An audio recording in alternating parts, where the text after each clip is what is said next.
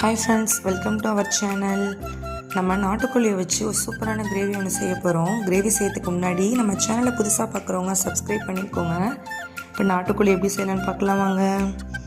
ஒரு குக்கரில் ஒரு 1.5 கிலோ நாட்டுக்கோழி சிக்கன் ஆட் பண்ணுறேன்.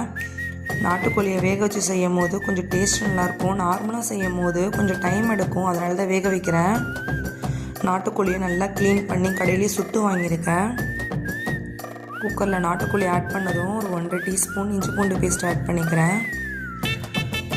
ஒரு 1/2 டீஸ்பூன் மஞ்சள்தூள். நாட்டுக்கோழியை வேக வைக்கிறதுக்கு நான் ஹாட் வாட்டர் யூஸ் பண்ணுறேன். ஹாட் வாட்டர் யூஸ் பண்ணும்போது கொஞ்சம் கறிக்கு சீக்கிரமாக வெந்துடும். நார்மல் வாட்டர் யூஸ் பண்ணும்போது கொஞ்சம் 3-4 விசில் விடுற மாதிரி வரும், கொஞ்சம் டைம் ஆகுனால நான் ஹாட் வாட்டர் யூஸ் பண்ணுறேன். கறியை நல்லா வேகிறதுக்கு வரைக்கும் வெயிட் பண்ணலாம். அதுக்குள்ளே நம்ம ஹோம்மேட் மசாலா எப்படி செய்யலான்னு பார்க்கலாம். ஒரு கடாயில் 1 டீஸ்பூன் மிளகு, சோம்பு, சீரகம், 1 டீஸ்பூன் கசகசா, ஒரு 5-6 முந்திரி விதை, 2 டீஸ்பூன் மல்லி விதை,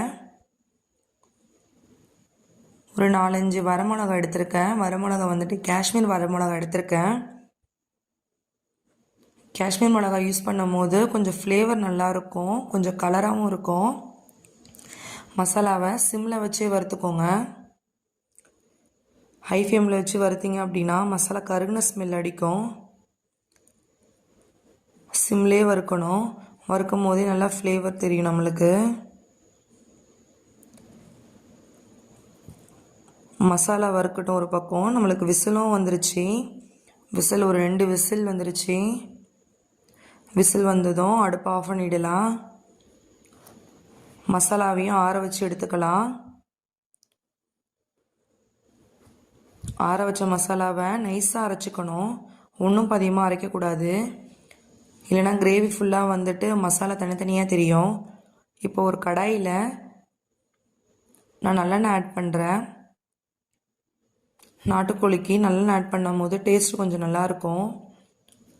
நல்லெண்ணெய் ஆட் பண்ணதும் ஒரு 2 பெரிய வெங்காயத்தை பொடிசாக கட் பண்ணி ஆட் பண்ணுறேன்.